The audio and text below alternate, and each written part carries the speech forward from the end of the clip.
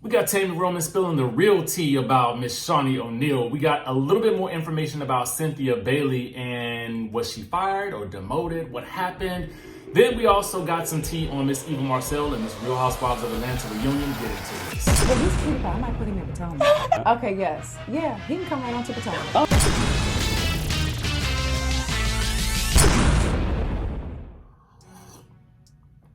What's up, Sky Squad? We are back in the building, back with some more tea. Y'all know what's up. Get that detox tea down in the description down below.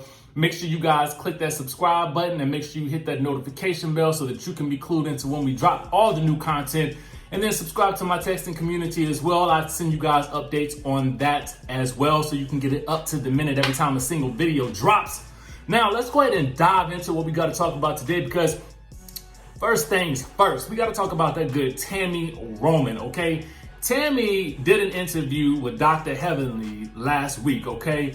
And basically, she kind of spilled the beans about, why she's not cool with that good Shaunie O'Neal anymore.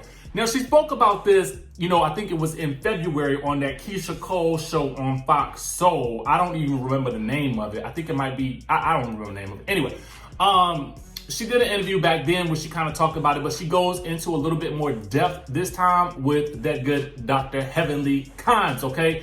Let's get into what she had to say. She said this: I think that in the past 2 seasons, the dynamic of the show changed for me, and it wasn't fun to go to work. The cast changes or the cast additions just wasn't an environment that I wanted to be in any longer. She also explained that if she was asked back under the conditions that her former co-stars were no longer involved with the show, she would actually consider returning. Now, y'all know as the last season progressed, she was on screen less and less and less, and she only filmed a handful of events with the castmates, really focusing on her personal life and her career achievements, and she left midway through the season and did not attend the reunion special, okay?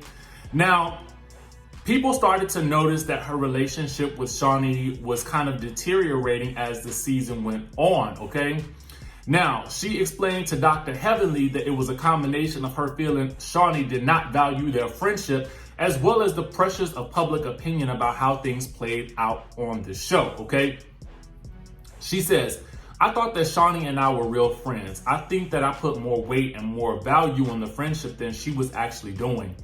From my standpoint, I really loved and respected Shaunie a great deal. And so the last 2 seasons made me feel like there wasn't any reciprocity. You got to acknowledge that and honor it. If people don't F with you like that, they just don't F with you. No harm, no foul, but I just realized that it wasn't that deep for her, okay? She says that it's hard to maintain a friendship on a reality show regardless of whether or not there is a solid foundation, and explained that reading fans' comments as the season aired adding to having to relive certain moments between her and the cast. As a result, her emotions just fluctuated and made her view situations in a way that she hadn't before, okay?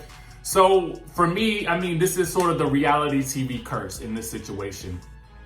Every time we see a best friend duo come onto a reality show, that best friend duo is always torn apart in some way, shape, or form. Let's just look at that show in particular.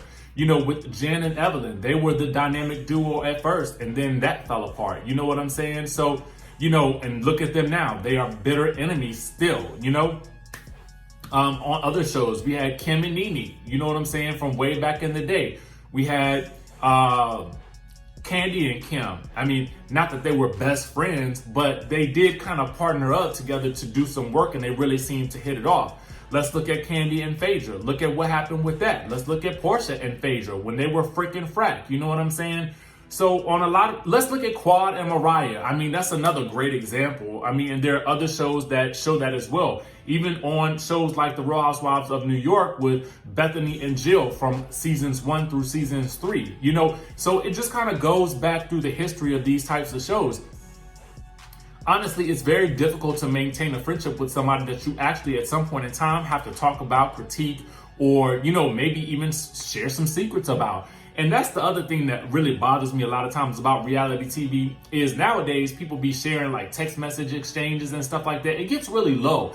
So honestly, I'm not surprised that it, kind of took this route, especially because Shaunie and Evelyn seem so close.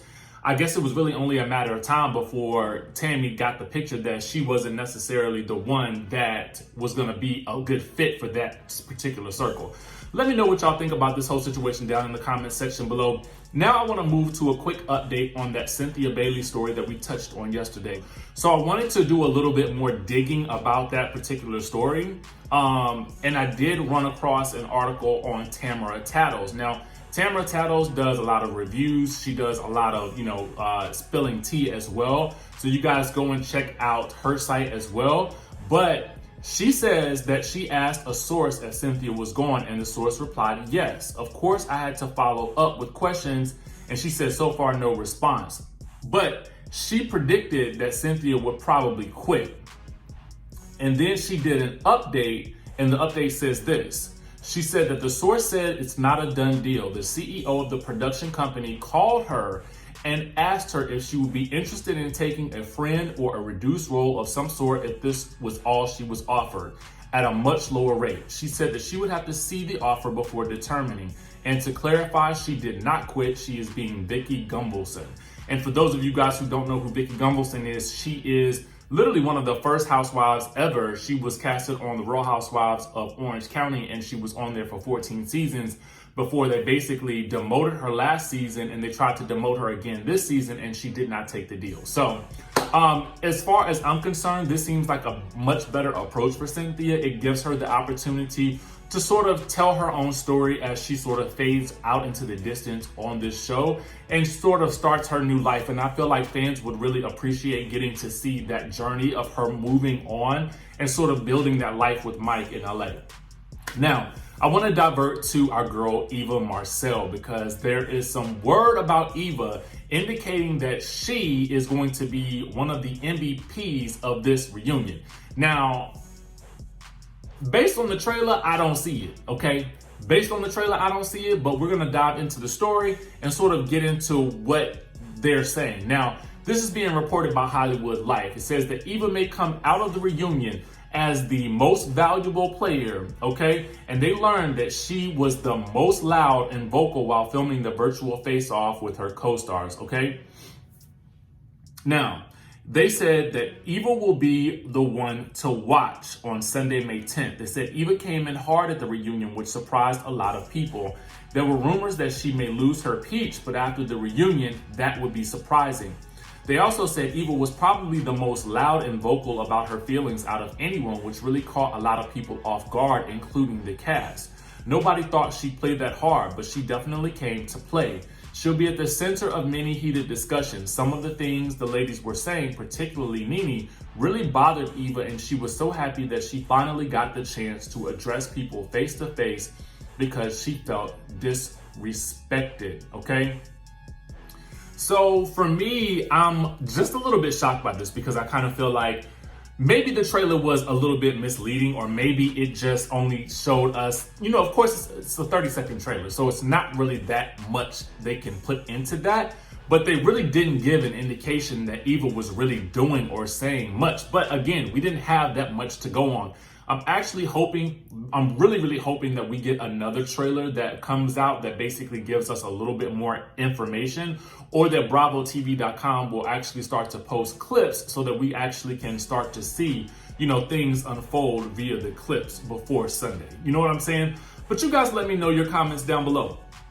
Do you think that Eva was really gonna bring it at the reunion the way we seem to see, everyone from Kenya, Kandi, and Porsha bring it? Because I just don't see her as the loud and vocal screaming type. But of course, I could be wrong. You know what I'm saying? If you know that all these executives are watching and you know that your job is on the line, I mean, heck, I might be yelling and screaming too. You know what I'm saying? Because I ain't trying to miss that paycheck. Now, make sure you guys hit that subscribe button down below. Let me know your comments and your thoughts on all of these topics.